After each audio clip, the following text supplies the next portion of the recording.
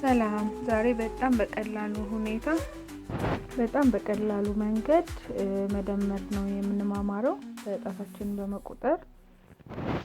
ከዛ በፊት ግን ከ1 እስከ 20 ቁጥሮችን አብረን እንጠራለን ማለት ነው።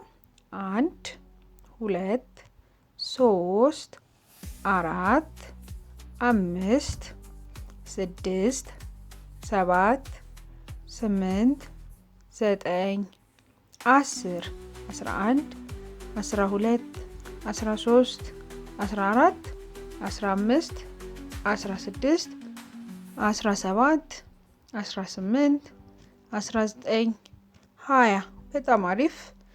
የመጀመሪያው ኢኩዌሽናችን ወይም ሂሳብ የምንሰራው 6 ሲደመር 5 ይሆናል። በመጀመሪያ ትልቁ ቁጥር የትኛው ነው? 6 ነው አይደለ?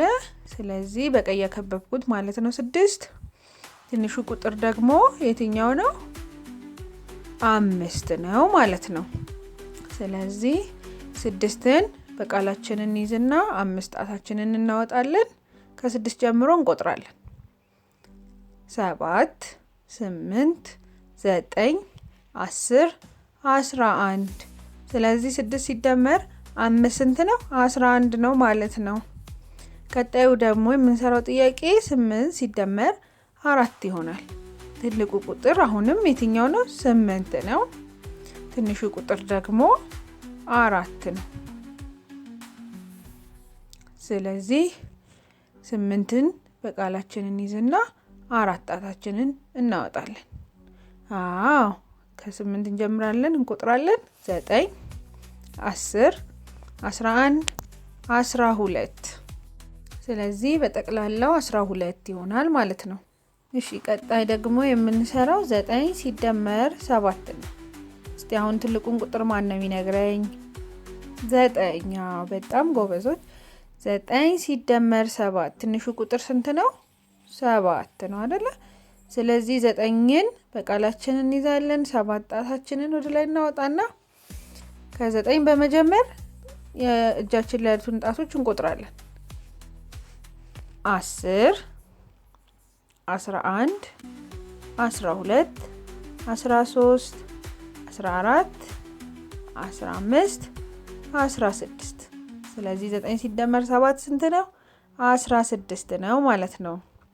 በጣም ቆንጆ።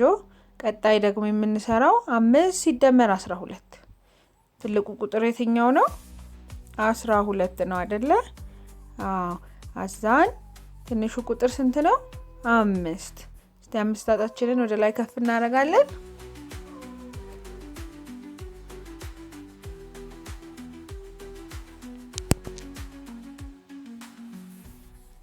ስለዚህ ከ12 በመጀመር 5ቱን ጣቶቻችንን እንቆጥራቸዋለን። 13 14 15 16 17 ስለዚህ 5 ሲደመር 12 17 ይሆናል ማለት ነው።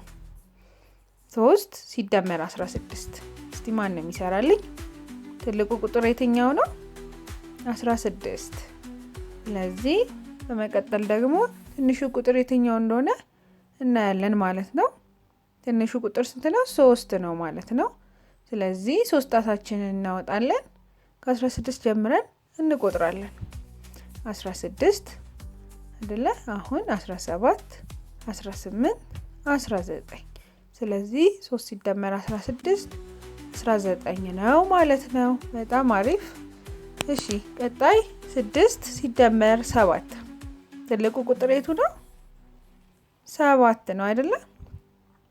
ስለዚህ 7 ትንሹ ቁጥር ደግሞ 6 ስለሆነ 6 ጣታችንን የምናወጣው። ስለዚህ ትንሹ ቁጥር ስንት ነው? 6 ስለዚህ 6 ጣታችሁን ከፍ አድርጉ ጎበዞች። 7 ጀምረን እንቆጥራለን ማለት ነው። 8 9 10 11 12 13 ስለዚህ 7 ሲደመር 6 ስንት ነው? 13 ነው ማለት ነው።